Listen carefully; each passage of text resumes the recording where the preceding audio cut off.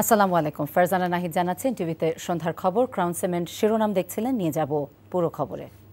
প্রধান উপদেষ্টা অধ্যাপক ডক্টর মোহাম্মদ ইউনূসের সঙ্গে চীনের ইউনান প্রদেশের গভর্নর ইয়াং ইউবোর সঙ্গে এক উচ্চ পর্যায়ের বৈঠক অনুষ্ঠিত হয়েছে। রাষ্ট্রীয় অতিথি ভবনে অনুষ্ঠিত বৈঠকটিতে বাংলাদেশ চীন দ্বিপাক্ষিক সম্পর্ক আরও গভীর করার প্রতিশ্রুতি পুনর্ব্যক্ত করেন ইউনান প্রদেশের গভর্নর। প্রধান উপদেষ্টা বলেন, বাংলাদেশ এবং চীনের দূরত্ব কমানোর যাত্রা শুরু হয়েছে। গভর্নর প্রধান উপদেষ্টাকে আবারও চীন সফরের আহ্বান জানান। বলেন, চীন শুধু ভালো প্রতিবেশী নয়, আরও ঘনিষ্ঠ প্রতিবেশী হতে চায়। চীনে তার সাম্প্রতিক সফরের কথা স্মরণ করে প্রধান উপদেষ্টা বলেন, এই সফর ছিল দুই দেশের সম্পর্কের ক্ষেত্রে একটি মোড় ঘোরানো মুহূর্ত।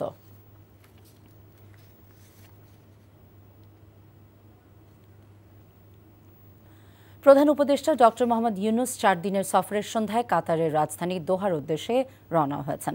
সেখানে তিনি আর্থনা সামিট 2025-এ যোগ দেবেন।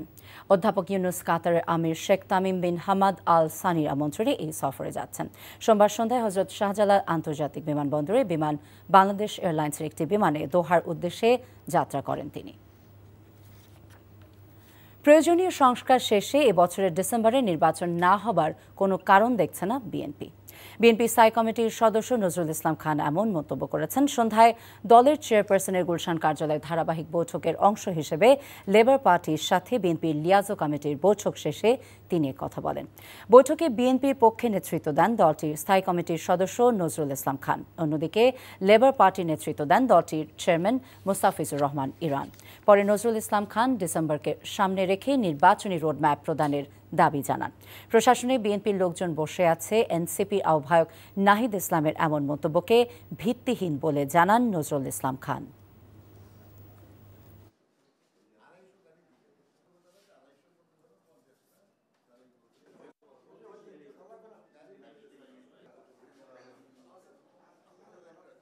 বিদ্যমান রাজনৈতিক পরিস্থিতি আমরা ডিসেম্বরের মধ্যে নির্বাচন হতে কোনো বাধা দেখি না, কারণ নির্বাচন কমিশন বলেছে তারা জুন মাসের মধ্যে রেডি হয়ে যাবে। আমরা দেখছি ঐকমত্য কমিশন বলছে মে মাসের মাঝামাঝি সময়ের মধ্যে তারা বিভিন্ন রাজনৈতিক দলের সঙ্গে আলোচনা ক্রমে একটা মোটামুটি একটা জায়গায় পৌঁছবে যেখানে একটা জাতীয় সনদ প্রস্তুত করা সম্ভব হবে। তো তাহলে প্রয়োজনীয় সংস্কার শেষে নির্বাচন অনুষ্ঠানের জন্য ডিসেম্বরের বেশি অপেক্ষা করার কোনো কারণ আমরা দেখি না। প্রাইমেরশা বিশ্ববিদ্যালয়ের শিক্ষার্থী এবং ছাত্রদল নেতা জাহিদুল ইসলাম পারভেজ হত্যাকাণ্ডে জড়িত 3 জনকে গ্রেফতার করে 7 দিনের রিমান্ডে নেওয়া হয়েছে। ঢাকার অতিরিক্ত মুখ্য মহানগর হাকিম মোহাম্মদ সানাউল্লাহর আদালত এই রিমান্ড মঞ্জুর করেন। আর দোষীদের সবাইকে আইনের আওতায় আনতে 48 ঘণ্টার আলটিমেটাম দিয়েছে শিক্ষার্থীরা। নূর হোসেনের রিপোর্ট। প্রাইমেরশা বিশ্ববিদ্যালয়ের শিক্ষার্থী পারভেজ হত্যার সুষ্ঠু বিচারের দাবিতে ক্যাম্পাসের সামনে অবস্থান কর্মসূচি পালন করে বিশ্ববিদ্যালয়ের শিক্ষার্থীরা। এ সময় পারভেজ হত্যার ঘটনায় বিশ্ববিদ্যালয় কর্তৃপক্ষের অবহেলার অভিযোগ করেন শিক্ষার্থীরা। কিছু সন্ত্রাস এসে তাদেরকে আমাদের ক্যাম্পাসের সিঁড়িতে মেরে দিয়ে চলে যায়। আমাদের ভাইয়ের 3 জন আসামিকে এখন পর্যন্ত আটক করা হয়েছে।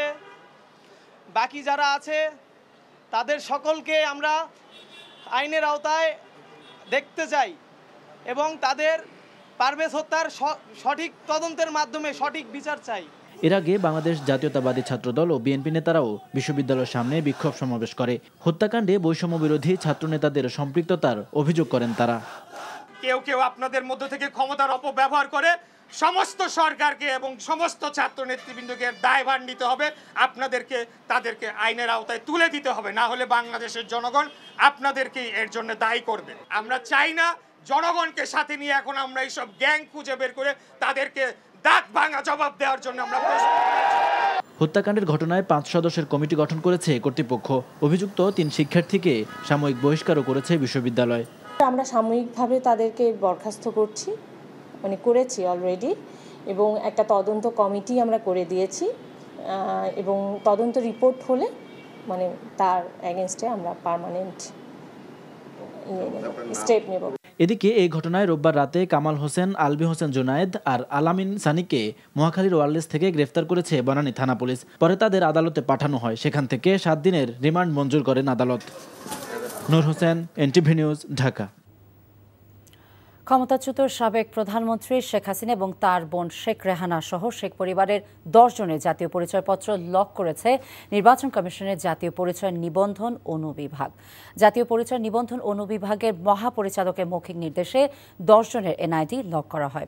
এই মৌখিক আদেশের কপিতে 16 ফেব্রুয়ারি এনআইডির সংশ্লিষ্ট শাখার কর্মকর্তা সই করেন। সোমবার এনআইডি অনুবিভাগ সূত্রে এই তথ্য জানা গেছে।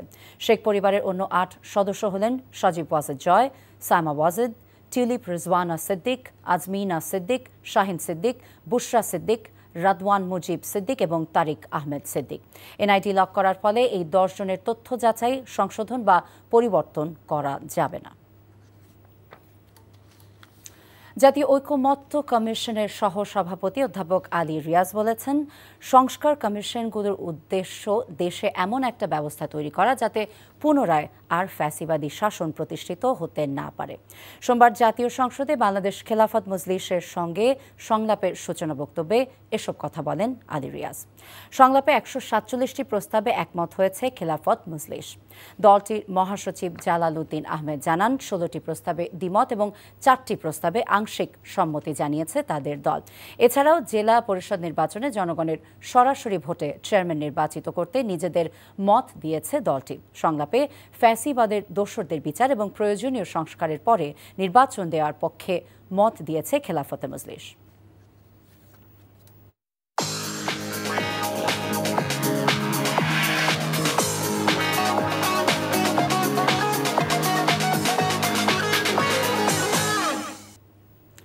মার্কেন্টাইল ব্যাংক অর্থনীতির খবর।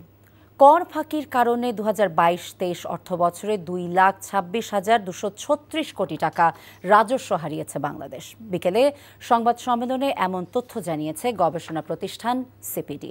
সংস্থাটি বলছে, রাজনৈতিকভাবে প্রভাবিত হওয়ায় 11 বছরে দেশে কর ফাঁকির পরিমাণ দ্বিগুণেরও বেশি। তাই উন্নয়নশীল দেশে উত্তরণ করতে কর জিডিপি অনুপাত অন্তত 15% করার বিকল্প নেই। মেজবা হাসানের রিপোর্ট। 2011 সালের পর থেকে দেশে কর ফাঁকি আশঙ্কাজনক হারে বাড়তে থাকে। নিম্নগামী হয় কর জিডিপির হারও। দ্বিতীয় মেয়াদে স্বৈরাচার আওয়ামী লীগ সরকার ক্ষমতায় আসার পর 2015 সালে সেটি বেড়ে দাঁড়ায় 1,33,000 কোটি টাকায়। তারপর থেকে প্রতি বছরেই বাড়তে থাকে কর ফাঁকি। সিপিডি বলছে, উচ্চ কর হার, দুর্বল নজরদারি, আইন কানুনে জটিলতা ও কর ব্যবস্থায় ব্যাপক দুর্নীতি কর ফাঁকির মূল কারণ। তাই বর্তমান উন্নয়নশীল দেশে উত্তরণে এটি বন্ধের বিকল্প নেই। ট্যাক্স দিতে যেতাম, আমাকে আসলে কি ফেস করতে হতো, এবং এটা কিন্তু এই সরকার পতনের পরেও এই অভিজ্ঞতা আমার হয়েছে। ফলে আমরা বুঝতে পারি যে বিজনেসের ক্ষেত্রে চ্যালেঞ্জটা আসলে কত বেশি। ফলে আমরা বলছি যে যদি সিসিটিভি দিয়ে হয়, যদি এটাকে ট্রান্সপারেন্ট করে হয়, এটাকে আরো অ্যাকাউন্টেবল করতে হবে। দেশের কর ব্যবস্থা রাজনৈতিকভাবে প্রভাবিত অভিযোগ করে সিপিডির গবেষণা পরিচালক বলছে, এই চ্যালেঞ্জ মোকাবেলায় এনবিআরকে প্রাতিষ্ঠানিক সক্ষমতা বাড়াতে হবে। অ্যাসেসমেন্টের ভিত্তিতে এই যে ইনসেনটিভগুলো তার একটা বৃহদাংশ উইথড্র করা, এবং যেহেতু এলডিসি গ্র্যাজুয়েশনের জন্য রাখাও যাবে না, সুতরাং সেখান থেকে সরে আসা এবং সেটাকে রিভাইজ করা। বাংলাদেশের এই ইনসেনটিভ স্ট্রাকচারে এই যে রাজনৈতিক প্রভাব, বিভিন্ন গোষ্ঠীর প্রভাব, এই গোষ্ঠীর প্রভাব থেকে ইনসেনটিভ স্ট্রাকচারকে বের করে আনতে হবে। যেসব প্রতিষ্ঠান কর দেয় না তাদের বিরুদ্ধে ব্যবস্থা নেওয়ার সুপারিশ জানায় সংস্থাটি। কর অন্যায্যতা শুধুমাত্র কর হারের বিষয় নয়, কর হার কমিয়ে দিয়েও কর ন্যায্যতা বাস্তবায়ন করা সম্ভব যদি কিনা কর ফাঁকি রোধ করা যায়, যদি কিনা কর প্রশাসন ইমপ্রুভ করে, যদি কিনা করের যে ব্যয়, এই ব্যয়গুলো যদি যৌক্তিকভাবে কমিয়ে আনা হয় এবং যদি কিনা কর ভিত্তি বাড়ানো হয়। 2030 সালের মধ্যে কর আহরণের লক্ষ্যমাত্রা পূরণ করতে আগামী বছরগুলোর মধ্যে অতিরিক্ত $17.5 বিলিয়ন কর আদায়ের তাগিদ সিপিডির। Mezba Hasan, NTV news, Dhaka. জাতীয় ন্যূনতম মজুরি নির্ধারণের সুপারিশ করেছে শ্রম বিষয়ক সংস্কার কমিশন। অন্তর্বর্তীকালীন সরকারের প্রধান উপদেষ্টা অধ্যাপক ডক্টর মোহাম্মদ ইউনূসের কাছে কমিশনের সদস্যগণ এই প্রতিবেদন হস্তান্তর করেন। প্রধান উপদেষ্টার সরকারি বাসভবন রাষ্ট্রীয় অতিথি ভবন যমুনায় আজ দুপুরে এই প্রতিবেদন হস্তান্তরকালে প্রধান উপদেষ্টা প্রতিবেদনের আন্তর্জাতিক গুরুত্বের কথা উল্লেখ করেন। দেশের সকল শ্রমিককে পরিচয়পত্র দেয়া বাধ্যতামূলক করা সহ আইনি সুরক্ষা দেওয়ার সুপারিশ করা হয়েছে এই প্রতিবেদনে। একই সাথে কর্মক্ষেত্রে কোনো শ্রমিককে তুই তুমি সম্বোধন না করার কথাও এই প্রতিবেদনে বলা হয়েছে। সেপ্টেম্বরের মধ্যে বিশেষ বিসিএস এর মাধ্যমে 2000 চিকিৎসক নিয়োগ দেওয়া হবে বলে জানিয়েছেন স্বাস্থ্য উপদেষ্টা নূরজাহান বেগম। সকালে সচিবালয়ে রেলওয়ের আওতাধীন হাসপাতালগুলো যৌথ ব্যবস্থাপনায় পরিচালনার লক্ষ্যে স্বাস্থ্য সেবা বিভাগ এবং রেলপথ মন্ত্রণালয়ের মধ্যে সমঝোতা স্মারক স্বাক্ষর অনুষ্ঠান শেষে তিনি একথা জানান। হাসপাতালের স্বাভাবিক কার্যক্রম পরিচালনার জন্য দেশে যে সংখ্যক চিকিৎসক প্রয়োজন সেখানে প্রায় 8000 চিকিৎসক সংকট আছে বলেও জানান উপদেষ্টা। ঢাকা চট্টগ্রাম সহ রেলওয়ের আওতাধীন 10টি হাসপাতাল জনসাধারণের জন্য উন্মুক্ত করে দেওয়া হচ্ছে এবং সবাই সরকারি হাসপাতালের মতো চিকিৎসা সেবা পাবেন বলে জানান রেলপথ মন্ত্রণালয়ের উপদেষ্টা ফাজুল কবির খান। এই ছিল সন্ধ্যার খবরে। এই খবরের ভিডিও আপডেট জানতে ভিজিট করুন এনটিভি অনলাইন www.ntvbd.com। এছাড়া এনটিভি জনপ্রিয় সব অনুষ্ঠান এবং খবরের আপডেট জানতে ভিজিট করুন আমাদের ইউটিউব এবং ভেরিফাইড ফেসবুক পেজ। রাত 10:30টায় রাতের খবর দেখার আমন্ত্রণ রইল। সবাইকে ধন্যবাদ।